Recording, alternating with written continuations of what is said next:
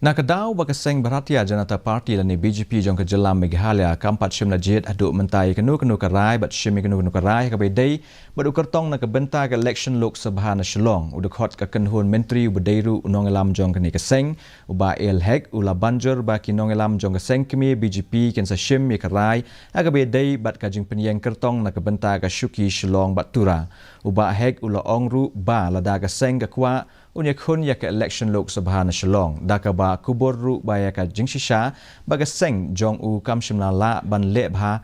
ru ha ke election badang shudeption jong ke yang darba thawain ke jala Meghalaya uba hek ula ong ba kibrieu hapo ke jala Meghalaya kim ju tap vote na ke Bynta ka Seng henry ya ki riu shimet hakaba ula penpauru wat ya ka jing snow shanya scam jong u baga Seng jong u kan job baik ya ki Shuki Lok Sabha jong ke Shillong bat tura hakane ka kenti ka Bynta the mandal, the district and the state level.